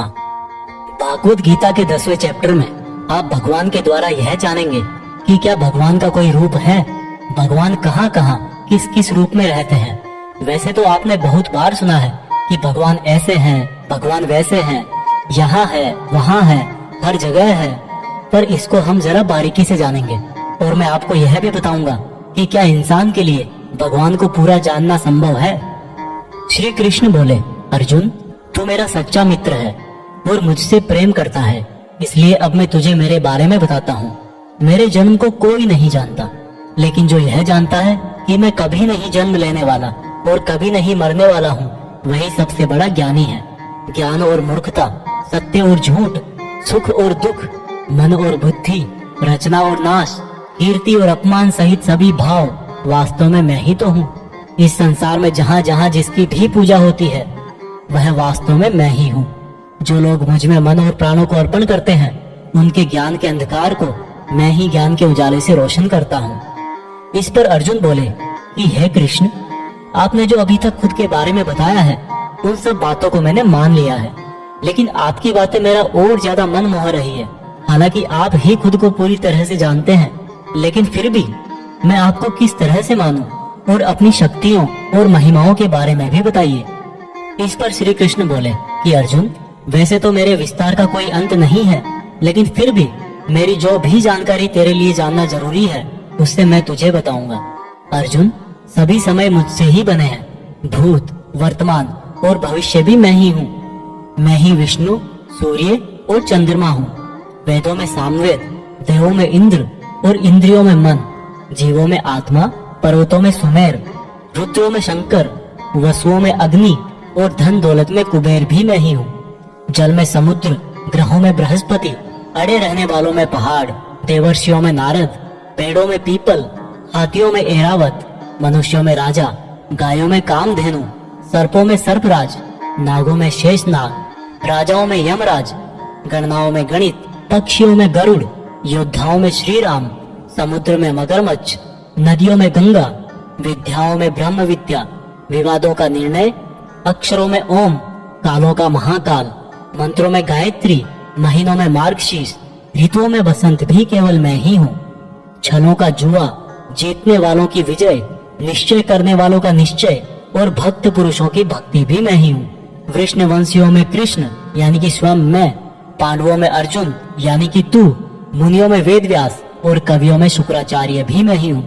जीतने वालों की रणनीति और रहस्य रखने वालों का मौन भी मैं ही हूँ। हे अर्जुन, इस ब्रह्मांड में जितना भी जाना और अनजाना है वह सब मैं ही हूँ और मेरा कोई अंत नहीं है। इसलिए हे अर्जुन, मुझे पूरा जानना तेरे लिए किसी काम का नहीं है। बस तू इतना जान ले कि ये संसार तो मेरे एक छोटे से अंश मात्र से ही चलता है। दोस्तों, इस चैप्टर में आप जान गए होंगे कि ऐसी कोई जगह नहीं है जहाँ पर भगवान ना हो। और श्री कृष्ण ने यह भी कहा है कि अर्जुन को ना तो ईश्वर को पूरा जानना जरूरी है और ना ही वो पूरा डिटेल में जान पाएंगे। दोस्तों, इसको आप अपनी लाइफ में इस तरह से रिलेट करो कि जैसे भगवान ने कहा कि मैं अनंत हूँ और तू उतना ही जान जितना तेरे लिए जरूरी है। ठीक उसी प्रकार से आपको भी अपनी लाइफ में उन चीजों में अपनी एनर्जी और टाइम वेस्ट नहीं करना चाहिए जिनको जानना आपके लिए जरूरी नहीं होता। सिर्फ आप इतना ध्यान रखें कि ऐसा कौन सा नॉलेज है जो आपको अपनी मंजिल तक पहुंचाएगा। भागवत गीता अध्याय 11, भगवान का अनंत रूप। भागवत गीता के 11वें चैप्टर में भगवान के विराट रूप के बारे में जानेंगे। अर्जुन बोले, हे कृष्ण, आपके दिए हुए ज्ञान से मेरे संदेह दूर हो गए हैं, लेकिन अगर संभव हो तो मैं आपका महान रूप देखना चाहता हूँ। इस पर श्री कृष्ण ने कहा, अवश्य अर्जुन, परंतु तू इन मानव की आंखों से यह सब नहीं देख पाएगा, इसलिए मैं तुझे यह सब देखने के लिए दिव्य आंखें देता हूँ। इसके बाद जो अर्जुन ने देखा वह वास्तव में कल्पना से परे था। भगवान का ना तो कोई आरंभ था, ना कोई मध्य था और ना कोई अंत था। परम ब्रह्म से इतना प्रकाश निकल रहा था जितना हजारों सूरज से भी नहीं निकल सकता। अर्जुन ने बहुत तरह के संसारों को श्री कृष्ण में समाहित देखा। अर्जुन ने हाथ जोड़ते हुए श्री कृष्ण से कहा, हे परम ब्रह्म, मैं आपके शरीर में सभी देवों को, सब मनुष्यों को देख रहा हूँ, लेकिन आपके शरीर का ना तो कोई आरंभ दिख रहा है, ना कोई मध्य है और ना ही कहीं अंत। आप में हर तरह के अस्त्र शस्त्र हैं, हर तरह के प्रकाश और सूर्य है। स्वर्ग और धरती के बीच का पूरा आकाश मानो आपसे ही भर गया है। कई देवता के समूह आप में प्रवेश कर रहे हैं, कई आपकी वंदना कर रहे हैं, तो कई लोग भयभीत होकर हाथ जोड़े खड़े हैं। आपके अनंत हाथ पैर, पेट, आंखों, मुंह वाले रूप को देखकर समस्त सृष्टि सहित मैं बहुत व्याकुल हो रहा हूँ। मैं पांडवों, कौरवों की संपूर्ण सेना के महान योद्धाओं को अंत होकर आप में जाता हुआ देख पा रहा हूँ। आपके अनेक तरह के उग्र रूप इस संपूर्ण ब्रह्मांड को बहुत ऊर्जा दे रहे हैं। हे कृष्ण, इतने रूपों में आप कौन से हो? मैं आपको पहचान नहीं पा रहा हूँ। इस पर कृष्ण बोले, मैं हर जगह हूँ और मैं ही समय हूँ। इन सेनाओं के योद्धाओं को नष्ट करने के लिए प्रकट हुआ हूँ। इन सब योद्धाओं की मौत मैं पहले ही लिख चुका हूँ। तू तो सिर्फ इनकी मौत का कारण है, मारने वाला तो स्वयं मैं ही हूँ। इस पर अर्जुन भयभीत लेकिन गदगद होकर बोले, हे भगवान, आपका यह रूप देखकर अब मुझे पता लगा कि क्यों योगी, महर्षि, देवता जैसी आत्माएं आपका पूजन करती है। आप तो सत्य और असत्य से भी परे हैं। आपके इस रूप का वर्णन करने के लिए मेरे पास कोई शब्द नहीं है। आप ही इस जगत के पालनकर्ता और विनाशक हो। आपको कोटि कोटि नमस्कार, आपको कोटि कोटि नमस्कार, नमस्कार। आपके लिए हर दिशा से नमस्कार, क्योंकि आपका कोई आदि नहीं है, मध्य नहीं है और अंत भी नहीं है। हे प्रभु, मैंने जाने अनजाने में आपको भाई, कृष्ण, मित्र कहा है और कई बार लोगों के सामने आपका मजाक भी उड़ाया है। मुझे आपके इस सत्य का पता नहीं था, इसलिए अगर संभव हो तो मुझे क्षमा कीजिए। मैं आपकी वंदना करता हूँ। पिता जैसे पुत्र को और सखा जैसे सखा को क्षमा कर देता है, वैसे ही आप भी मुझे क्षमा करें। आपके इस रूप को देखकर मैं खुश भी हो रहा हूँ और भयभीत भी हूँ, इसलिए अब कृपा करके आप अपना प्रसिद्ध चतुर्भुज विष्णु रूप दिखाइए। मैं आपको मुकुट, चक्र और गदा के साथ देखना चाहता हूँ। इस पर श्री कृष्ण बोले कि अर्जुन, मैंने तेरे आग्रह पे वह रूप दिखाया है जिसको आज तक कोई मनुष्य नहीं देख पाया है और ना ही देख पाएगा। मेरे इस रूप और अनंत आकार को देखकर तू व्याकुल भी ना हो और पागल भी ना हो, और अब तेरी इच्छा अनुसार तू मेरा चतुर्भुजी रूप भी देख। इस प्रकार से श्री भगवान ने अपना चतुर्भुजी रूप दिखाकर अर्जुन का साहस बनाया और अनंत रूप से उत्पन्न हुई व्याकुलता भी दूर करी। इस पर अर्जुन बोले कि हे कृष्ण, अब मैं आपके इस रूप को देखकर फिर से शांत हो गया हूँ। कृष्ण बोले, अर्जुन, जो चतुर्भुजी रूप तुमने अभी देखा है वो बड़ा ही दुर्लभ है और इसको देखने के लिए देवता भी तरसते हैं। यह चतुर्भुजी रूप किसी भी यज्ञ, दान, तप और वेद से देखा जा सकता है, परंतु अर्जुन, जो तेरी तरह मेरा परम भक्त है, कर्तव्य परायण है, वासना और बैर रहित है, वह अंत में मुझे ही प्राप्त होता है। इसलिए मैंने यह रूप तुझे दिखाया है। दोस्तों, गीता के इस अध्याय से आप आज के टाइम में यह सीख सकते हो कि अगर हम अपनी मेहनत के रास्ते पर सही हैं, तो कई बार हमें अपनी सफलता को पाकर विश्वास नहीं होता। हमें पता ही नहीं लगता कि हमने इतनी मेहनत कर ली, और जब सफलता आती है तब भी लगता है कि ये तो बहुत बड़ी है, मैंने इतनी मेहनत तो की ही नहीं थी। और दोस्तों, यही महान लोगों का एक गुण भी है, वो मेहनत करते हैं लेकिन उनको यह भी आभास नहीं रहता कि वो कितनी मेहनत कर रहे हैं। यह उनके बड़प्पन को दिखाता है। भागवत गीता अध्याय 12 भक्ति योग। दोस्तों, गीता के 12वें चैप्टर में हम जानेंगे कि अपने गोल्स पर कैसे अडिग रहें, एक स्टूडेंट को क्या करना चाहिए। अर्जुन ने कहा कि हे भगवान, आपको क्या मानकर पूजना ज्यादा अच्छा है, रूप या फिर निराकार। श्री कृष्ण ने कहा, जो भक्त मन को एकाग्र करके श्रद्धा से युक्त होकर मुझ सगुण रूप परमेश्वर को भजते हैं, वह मुझे योगियों में श्रेष्ठ लगते हैं। परंतु जो भक्त अपनी इंद्रियों को वश में करके मन बुद्धि से परे मेरे अविनाशी रूप पर ध्यान लगाते हैं, वह मुझे ही प्राप्त होते हैं। जो भक्त अपने कर्मों को मुझ में अर्पण करके मेरा चिंतन करते हैं, वो भी मुझे ही प्राप्त होते हैं।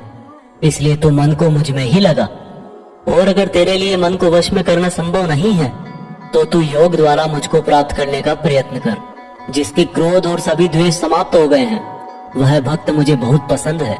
अगर तू मन को रोकने के अभ्यास में भी असफल है तो तू मेरे लिए ही कर्तव्य परायण हो जा और कर्म फल का त्याग कर दे। अभ्यास से ज्ञान श्रेष्ठ है, ज्ञान से मुझ परमेश्वर का ध्यान श्रेष्ठ है, और इस ध्यान से भी श्रेष्ठ है सभी कर्मों के फल का त्याग करना, जिससे तुरंत ही शांति मिलती है।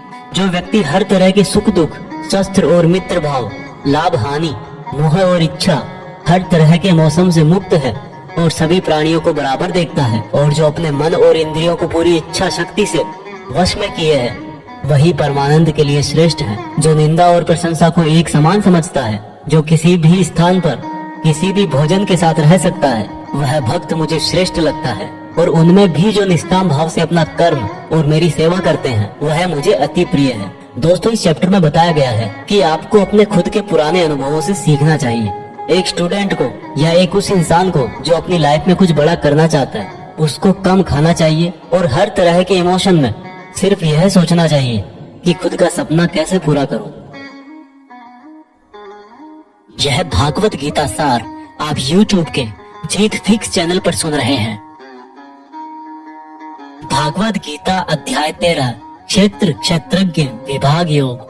भागवत गीता के 13वें चैप्टर में हम जानेंगे कि किस तरह से हमारे एक्शन से रिजल्ट पैदा होता है। श्री कृष्ण ने कहा कि ये शरीर एक क्षेत्र की तरह है और जो इसको जानता है उसको क्षेत्रज्ञ कहते हैं। क्षेत्र मतलब खेत। जिस तरह से खेत में जैसा बीज डालते हैं वह उसी प्रकार का सही समय आने पर फल देता है, उसी तरह जीवन में भी जिस तरह का कर्म फल का बीज मनुष्य डालता है वही बीज समय आने पर उसी प्रकार का फल देता है। इसीलिए इस शरीर को क्षेत्र कहा गया है। यह क्षेत्र और क्षेत्रज्ञ का ज्ञान बहुत विद्वानों द्वारा बहुत तरीके से कहा जाता है और इस ज्ञान में 5 महाभूत यानी कि पृथ्वी, अग्नि, जल, वायु, आकाश को मिलाकर मन, बुद्धि, अहंकार और सभी इंद्रियां भी शामिल है। इसके साथ साथ इसमें सुख दुख, चेतना, शरीर, धैर्य और विकार भी सम्मिलित है। अब परम ब्रह्म को प्राप्त कराने वाला ज्ञान क्या है यह मैं तुझे बताऊंगा। मनुष्य में कोई भी खूबी होने पर उसमें किसी तरह का घमंड नहीं होना चाहिए, किसी भी प्राणी को सताना नहीं चाहिए, दूसरों के प्रति क्षमा भाव होना चाहिए, गुरु की सेवा की जानी चाहिए, मन और वाणी में सरलता होनी चाहिए, मन और समस्त इंद्रियों पर पूरा वश होना चाहिए, किसी भी तरह के भाव में नहीं बहना चाहिए, संतान, जीवन साथी, घर और धन में मोह नहीं होना चाहिए, अच्छे और बुरे में भी मन और बुद्धि की स्थिरता होनी चाहिए, वासना वाले लोगों से दूरी होनी चाहिए, एकांतवास में मन का शुद्धिकरण करना चाहिए, मुझ परमेश्वर में पूरी तरह से समर्पण और ध्यान मग्न रहना चाहिए। हे अर्जुन, अब मैं तुझे परम ब्रह्म के बारे में कहूँगा। वो सर्वव्यापी है, वह सब इंद्रियों के साथ भी इंद्रियों के बिना है और वह निर्गुण होकर भी सभी गुणों के साथ है। वह सभी सजीवों और निर्जीवों में है, वह दूर भी है और पास में भी, लेकिन फिर भी जानने में नहीं आता। वह ब्रह्मा की तरह जीवन उत्पन्न करता है, विष्णु की तरह पालन करता है और शंकर की तरह विनाश भी करता है।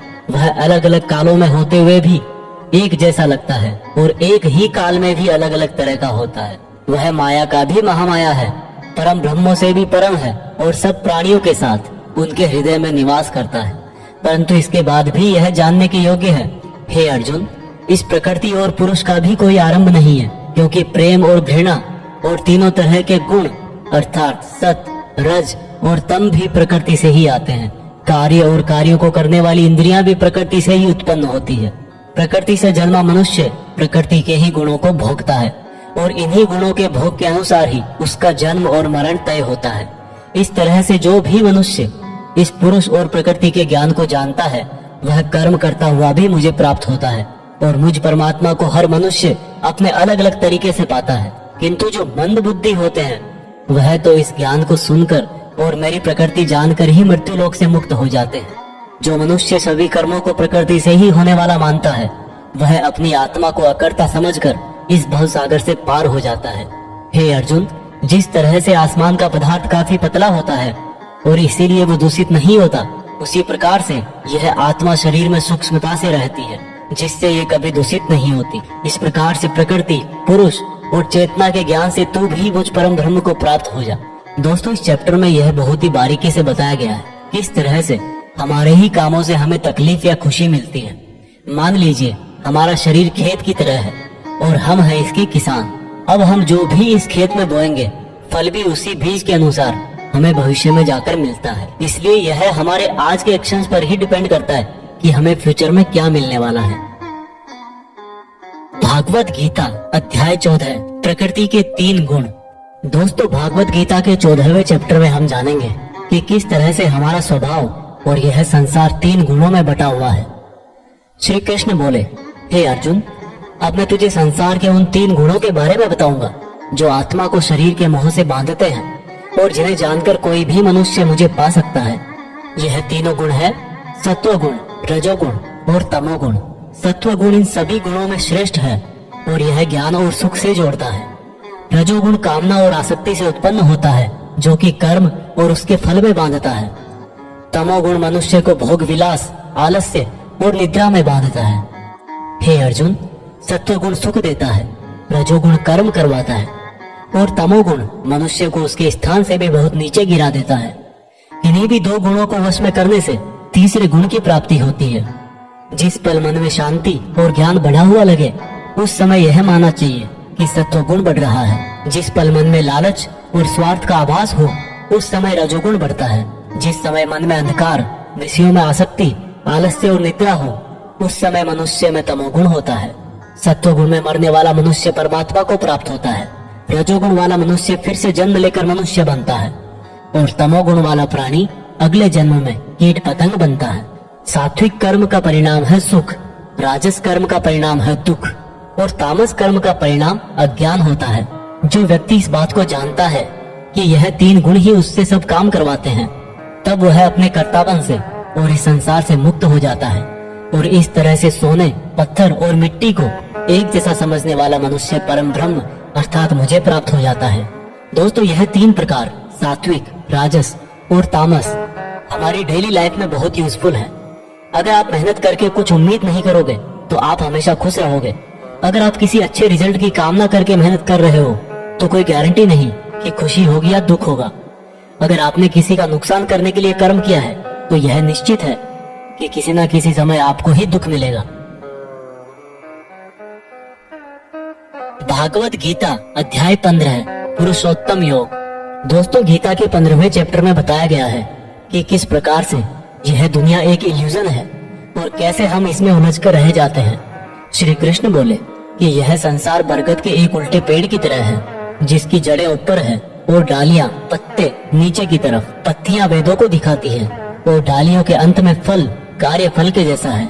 इस पेड़ की जितनी भी शाखाएं हैं वो तीन तरह के गुण यानी कि सत्व, रज और तम से ही बनी है। इसकी जड़ों में स्वयं परमात्मा विराजमान है। इस पेड़ की शाखाओं के अंत में नई कोंपले मनुष्य की इच्छाओं को दिखाती है। यह पेड़ हर दिशा में इस तरह से बड़ा रहता है कि ज्ञान के अभाव में मनुष्य इसमें उलझकर ही रह जाता है और जो इस पेड़ के रहस्य को जान लेता है वह परम ब्रह्म को प्राप्त हो जाता है। इसलिए इस माया वाले जीवन रूपी बरगद के पेड़ को ज्ञान की कुल्हाड़ी से काटकर उचित योग का पालन करके उस परम ब्रह्म को ढूंढना चाहिए और जिसका मान, मोह, सम्मान, अपमान सभी नष्ट हो गए हैं और बुद्धि स्थिर हो गई है, वह पुरुष इससे मुक्ति पा सकता है। और मुक्ति पाकर जिस परम पद को वे पुरुष प्राप्त होते हैं उसको कोई भी सूरज रोशन नहीं कर सकता, क्योंकि वह मेरा परम धाम है। हे अर्जुन, इस मानव शरीर में आत्मा मेरा ही अंश है और यह आत्मा ही मृत्यु के बाद दूसरे शरीर में चली आती है। यह शरीर कान, आँख, त्वचा, जीभ, नाक और मन से ही इन इंद्रियों का और वासनाओं का सेवन करता है और यह केवल ज्ञानी जन ही जानते हैं। इस संसार में शरीर नाशवान है और आत्मा अविनाशी है और इन सब में सबसे श्रेष्ठ है परमात्मा जो कि सब लोगों का पालन पोषण करता है। इसलिए मैं ही पुरुषोत्तम हूँ। दोस्तों, इस चैप्टर में हमने देखा कि हम जिंदगी में बहुत बार उस चीज के पीछे भागते हैं जिसको हासिल करके भी हमारी इच्छा खत्म नहीं होती। हम जितनी इच्छाएं पूरी करते हैं उतनी ही और बढ़ जाती हैं। इसलिए उस इंसान को जिसको लाइफ में कुछ बड़ा करना है उसको अपने डिटर्मिनेशन से उन इच्छाओं के जाल को काट देना है। तभी वह इस इल्यूजन वाले ट्री से परमात्मा को यानी कि आपकी पर्सनल लाइफ के केस में सक्सेस को ढूंढ पाएगा। भागवत गीता अध्याय 16 दो स्वभाव। दोस्तों, गीता के 16वें चैप्टर में बताया गया है कि मनुष्य के कौन से दो नेचर या बिहेवियर होते हैं। श्री कृष्ण बोले, हे अर्जुन, इस संसार में दो तरह के स्वभाव है, देवीय स्वभाव और असुरी स्वभाव, यानी कि देवता के समान और राक्षस के समान। पहले मैं तुझे देवीय स्वभाव के बारे में बताऊंगा। कभी भय ना करना, अपने मन को शुद्ध रखना, हमेशा परमात्मा को ही याद करना, इंद्रियों को वश में रखना, धर्म ग्रंथों का पाठ करना, किसी भी जीव को कष्ट नहीं देना, हर तरह के भाव में सम रहना, हर जीवात्मा को बराबर समझना, कभी क्रोध और मोह ना करना, क्षमा करना, धैर्य रखना और यहाँ तक कि अपने ही गुणों का भी अभिमान नहीं करना देवीय स्वभाव है। अब मैं तुझे असुरी स्वभाव बताऊंगा। घमंड, क्रोध, सांसारिक आसक्ति, नफरत, अज्ञान, वासनाएं, आशाएं करना और शरीर को इंद्रियों के वश में रखना असुरी स्वभाव है। असुरी स्वभाव वाले ना तो सम्मान से बात करते हैं और ना ही सत्य बोलते हैं। बुरे कर्मों से जिनका स्वभाव पूरी तरह से नष्ट होकर बुद्धिमंद हो चुकी है और जो इस संसार में सिर्फ नाश का कारण ही बनते हैं, इन व्यक्तियों की इच्छाएं कभी पूरी नहीं होती। उन व्यक्तियों का सुख सिर्फ इंद्रियों के सुख तक ही सीमित है।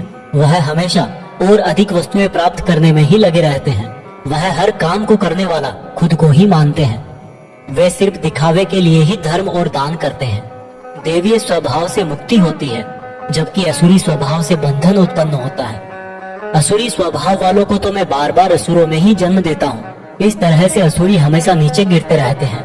हे अर्जुन, काम, क्रोध और लोभ ही नरक के 3 द्वार हैं। इसलिए इनको जितना जल्दी हो छोड़ देना चाहिए। जो भी मनुष्य इन तीनों नरक के द्वारों को छोड़ देता है वह तो फिर मेरे ही आश्रय में आता है। इसलिए हे अर्जुन, तू शास्त्रों सहित इस देवी स्वभाव को प्राप्त करके आगे बढ़ता जा। दोस्तों, इस चैप्टर का मीनिंग तो आपको आसानी से समझ में आ ही गया होगा। आखिर में जो 3 नेगेटिव फैक्टर्स बताए गए हैं, वासनाएं, गुस्सा और लोभ, यह सबसे बड़े दुश्मन है। इनसे जरा बच के रहना। भागवत गीता अध्याय 17 श्रद्धा के रूप। दोस्तों, गीता के 17वें अध्याय में आप जानेंगे कि कर्मों को, भोजन को, यज्ञ को, तप को, ज्ञान वगैरह को कौन से 3 भागों में बांटा गया है। अर्जुन बोले, हे कृष्ण, जो मनुष्य शास्त्रों को छोड़कर देवों की पूजा करते हैं वो क्या है, सात्विक, राजस या तामस? कृष्ण बोले, हे अर्जुन, जो व्यक्ति देवों को पूजते समय जिस तरह का विचार रखते हैं वे उसके हिसाब से ही सात्विक, राजस या तामस बनते हैं। सात्विक लोग देवताओं को पूजते हैं, राजस यक्ष और राक्षसों को और तामस प्रेतों को। जो मनुष्य शास्त्रों से दूर रह के भी मन से कठिन निर्णय लेता है और कर्म करता है और कर्म को ही तप मान करके करता है वह भी इस संसार से मुक्त है।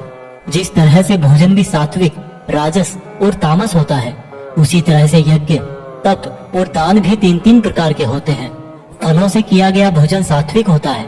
राजस भोजन स्वाद में तीखे जैसे कि मीठे, खट्टे, बहुत गर्म आदि होते हैं और तामस भोजन में जैसे दुर्गंध वाले, बिना रस के, अधपके, अपवित्र आदि हैं। इस तरह यज्ञों में शास्त्र विधि से नियत और फल की इच्छा रहित किया गया यज्ञ सात्विक है। केवल फल प्राप्ति को ध्यान में रखकर किया गया यज्ञ राजस यज्ञ है। शास्त्रों के विरुद्ध, दान रहित और श्रद्धा रहित किया गया यज्ञ तामस यज्ञ है। इसी तरह से तपों में ऐसा तप जो फलों की इच्छा से रहित हो सात्विक तप कहलाता है। किसी वस्तु की प्राप्ति के लिए किया गया यज्ञ राजस तप कहलाता है और किसी की हानि करने के लिए किया गया तप तामस तप कहलाता है। इस प्रकार से दान में बिना खुद को श्रेय दिए जिसको जो आवश्यकता हो वह दान कर दिया जाए और यह समझा जाए कि दान ही कर्तव्य है, वह दान सात्विक दान कहलाता है। जैसे कि भूखे को खाना खिलाना, वस्त्रहीन को वस्त्र पहनाना, अकाल क्षेत्र में अन्न दान करना। जो दान उसके फलों को दृष्टि में रखकर खुद का मान बढ़ाने के लिए, स्वर्ग की प्राप्ति के लिए और दान के बदले में वापस प्रत्युपकार की चाह में दिया गया हो वह राजस दान कहलाता है। जो दान बिना सम्मान के किसी को अपमान करके बलपूर्वक दिया जाता है या किसी अयोग्य को दिया जाता है तो उसको तामस दान कहते हैं। श्रद्धा सहित, फल की इच्छा रहित और जगत कल्याण के लिए किया गया दान, यज्ञ और तप मनुष्य को इस संसारी माया से मुक्त करके मुझ में विलीन करता है। दोस्तों, इस चैप्टर में आपने सुना कि हर कर्म के 3 प्रकार होते हैं और इन कर्मों को करते टाइम आपके मन में जैसी भावना या जैसा मकसद होता है उसी तरह से आपको फल मिलता है। और ये तीनों प्रकार हैं सत, रज और तम। सत सबसे अच्छा माना गया है, तम सबसे गिरा हुआ माना गया है। सत का मतलब है आप जो भी काम करें, मेहनत करें, उसमें एकदम इमोशनली स्टेबल होकर बिना उस काम के रिजल्ट के बारे में सोचे, बिना उस काम को करने का क्रेडिट लिए खुद के मन की शुद्धता और संसार का कल्याण करने के लिए करें। लेकिन आज के टाइम में हम अपने गोल्स के लिए काम करते हैं जिनमें हमें मेहनत के लास्ट में रिजल्ट चाहिए होता है। भगवान कृष्ण ने कहा है कि हमारे दुखों का और काम बिगड़ने का यही मेन रीजन है कि हम उसके रिजल्ट के बारे में सोच सोच कर परेशान रहते हैं। इसलिए दोस्तों, आप भी सत्य के इस रास्ते पर रहने की कोशिश करें। भागवत गीता अध्याय 18 उपसंहार। दोस्तों, गीता के 18वें और आखिरी चैप्टर में हम जानेंगे कि क्या त्याग और संन्यास एक ही है। इस पूरे गीता ग्रंथ का निचोड़ भी आपको इसी चैप्टर में मिल जाएगा, इसलिए आपको इस चैप्टर को लास्ट तक ध्यान से सुनना चाहिए। अर्जुन बोले, हे कृष्ण, मैं त्याग और संन्यास के बारे में जानना चाहता हूँ। श्री कृष्ण ने उत्तर दिया कि अर्जुन, इस संसार में कुछ लोग कर्मों के फलों को छोड़ने को त्याग कहते हैं और अगर कर्मों को ही त्याग दें तो उसको संन्यास कहते हैं। कुछ लोग सभी कर्मों को दोष भरे और सभी दुखों का कारण मानकर उनका त्याग करने के लिए बोलते हैं और कुछ लोग बोलते हैं कि यज्ञ, तप और दान वाले कर्म कभी भी नहीं त्यागने चाहिए। इसलिए अर्जुन, अब तू मेरे से त्याग और संन्यास को अच्छी तरह से समझ। इन दोनों में से मैं त्याग को पहले बताऊंगा क्योंकि यह त्याग भी 3 तरह का होता है, सात्विक, राजस और तामस। यज्ञ, तप और दान ये तीनों त्याग के योग्य नहीं, बल्कि फल की इच्छा के बिना किया गया यज्ञ, तप और दान, यही सात्विक त्याग कहे जाते हैं। मतलब जो शास्त्रों में दिया गया कर्म और धर्म जिसमें फल और आसक्ति ना हो, उसको सात्विक त्याग कहा जाता है। कोई मनुष्य अगर सभी कर्मों को यह समझकर त्याग दे कि यह कर्म ही दुखों का कारण है, तो यह त्याग राजस त्याग कहलाता है। किसी अन्य मोह के कारण अगर किसी कर्म का त्याग कर दिया जाए तो त्याग को तामस त्याग कहते हैं। जो व्यक्ति किसी भी काम से ना तो प्रेम करता है और ना ही नफरत करता है, ऐसा बुद्धिमान व्यक्ति ही सच्चा त्यागी है। मनुष्य शरीर कितना भी प्रयास कर ले, लेकिन वो फिर भी पूरी तरह से कर्म को नहीं छोड़ सकता, जैसे कि सांस लेना। इसलिए कर्मों के फलों को छोड़ देना ही सच्चा त्याग होता है। जो लोग कर्म फलों का त्याग इस संसार में नहीं करते हैं, उनके कर्म फल मृत्यु के बाद भी उनका पीछा नहीं छोड़ते हैं। हे अर्जुन, मनुष्य मन, वाणी और शरीर से जो भी अच्छा या बुरा काम करता है, वह 5 तरह से होता है। करने वाले के द्वारा, उसके शरीर के द्वारा, उसकी ज्ञानेंद्रियों के द्वारा, उसकी कर्मेंद्रियों के द्वारा, या फिर उसके पूजनीय देवताओं के द्वारा। ज्ञाता, ज्ञान और ज्ञेय, ये 3 प्रकार की कर्म प्रेरणा है। कर्ता, कारण और क्रिया, ये 3 तरह के कर्म संग्रह है। अर्जुन, ज्ञान, कर्ता और कर्म, ये तीनों भी 3 तरह के हैं। जिस ज्ञान में परमात्मा को अमर और अनंत माना जाता है, वह ज्ञान सात्विक है। जिस ज्ञान में परमात्मा को अलग अलग समयों में अलग अलग नामों से जाना जाता है, वह राजस ज्ञान है। और जो ज्ञान सात्विक ज्ञान और राजस ज्ञान के बाहर है, वह तामस ज्ञान है। जो कर्म श्रद्धा रहित और फल की इच्छा के बिना किया जाता है, वह सात्विक कर्म कहलाता है। जो कर्म कुछ पाने के लिए किया जाता है, वह राजस है। और जो कर्म किसी का नुकसान करने के लिए किया जाता है, वह तामस कर्म है। इस प्रकार से सात्विक कर्म करने वाला सात्विक कर्ता, राजसी कर्म करने वाला राजसी कर्ता और तामसिक कर्म करने वाला तामसिक कर्ता कहलाता है। इस तरह बुद्धि और संकल्प भी 3-3 तरह के होते हैं। हे अर्जुन, सात्विक कर्म, राजस कर्म और तामस कर्म करने वालों की बुद्धि और संकल्प, ये भी क्रमशः सात्विक, राजस और तामस होते हैं। हे अर्जुन, सुख भी 3 तरह के होते हैं। बिना किसी कर्म फल के परम ब्रह्म में ध्यान लगाकर मिलने वाला सुख सात्विक सुख होता है। बल, बुद्धि, शक्ति, राज्य इत्यादि की प्राप्ति राजस सुख है। नींद, आलस्य और वासना इत्यादि तामस सुख है। इस पूरे ब्रह्मांड में इन तीनों प्रकार के अलावा और कुछ भी नहीं है। हे अर्जुन, ब्राह्मण, क्षत्रिय, वैश्य और शूद्र, इन चारों के कर्म इनके गुणों के आधार पर बांटे गए हैं। अपनी मन और इंद्रियों को वश में रखना, सभी प्राणियों का भला करना, धर्म का पालन करना, बिना कर्ता भाव के कर्म करना, परमात्मा में ध्यान लगाना, ये सब गुण जिसमें होते हैं उसको ब्राह्मण कहना चाहिए। बल, बुद्धि, दान, वीरता, शासन, ये सब क्षत्रिय के कर्म है। खेती, व्यापार इत्यादि वैश्य का काम है तथा इन सब वर्णों की सेवा करना शूद्र का कर्म है। हे अर्जुन, दूसरों के धर्म और कर्म से तो अच्छा है भले ही कम गुणों वाला हो, लेकिन अपना ही कर्म और धर्म निभाए, और ऐसा करना ही मोक्ष के द्वार खोलता है। मानव कर्मों में कुछ ना कुछ कमियां तो रहती ही है, फिर भी उसको खुद का कर्म नहीं छोड़ना चाहिए। जिस तरीके से कोई व्यक्ति भगवान को पा सकता है, वह अब मैं तुझसे सारांश में कहूँगा। हमेशा और हल्का भोजन करने वाला, हमेशा और हल्का भोजन करने वाला, अपने देश का धर्म निभाने वाला, इच्छाओं का त्याग करके एकांत में ज्ञान का अध्ययन करने वाला, मन, वाणी, शरीर को वश में रखने वाला, लाभ हानि, सजीव निर्जीव, मित्र शत्रु, इन सब को बराबर समझने वाला, घमंड, बल, मोह रहित और शांति सहित भगवान से अनंत भक्ति प्रेम करने वाला सदा के लिए मेरे पास आ जाता है। इस तरह का ब्रह्म योगी ना तो कोई आशा करता है, ना ही स्वयं को या दूसरों को दोष देता है, और ना ही दुख और सुख में विचलित होता है। इस तरह का परम योगी सब कर्म करता हुआ भी स्वयं को कर्ता ना समझकर मुझ परमात्मा को ही कर्म करने वाला समझता है। हे अर्जुन, इस तरह से तू भी इन बातों को समझकर अगर अपना धर्म और कर्म निभाएगा तो तू भी मुझ में परम पद पाएगा। और अगर तू इस तरह बोलकर कि मैं युद्ध नहीं करूंगा, मेरे ज्ञान को नहीं मानेगा, तो अपने धर्म, कर्म और परमार्थ से भटक जाएगा और नष्ट हो जाएगा। हे अर्जुन, तेरे अंदर भी मैं ही हूँ, इसलिए तू सब मोह छोड़कर और इस माया से बाहर निकलकर अपना कर्म और धर्म युद्ध कर। इसी से तू मुझ भगवान के धाम में ऊंचा स्थान प्राप्त करेगा। अर्जुन, मैंने पूरे रहस्यमय और गोपनीय ज्ञान तुझे अच्छी तरह से बता दिए हैं, फिर भी तू अब जो समझकर करना चाहे वैसा करना। लेकिन अर्जुन, तू मुझे बहुत ही प्रिय है, इसलिए मेरा ही भक्त बन और मुझे ही सदा प्रणाम कर। मैं प्रतिज्ञा करता हूँ कि ऐसा करने से तू मेरे ही पास आएगा। फिर भी यदि तुझे ऐसा लग रहा है कि तू पाप करने जा रहा है, तो जब तू मेरी ही शरण में आ जाएगा तो मैं तेरे पूरे पापों को माफ कर दूंगा। इसलिए तू दुखी मत हो। और अर्जुन, तू इस दिव्य ज्ञान को उस व्यक्ति से मत कहना जो इसको सुनना नहीं चाहता, या भक्ति और कर्म नहीं करना चाहता, या परमात्मा में दोष निकालता हो।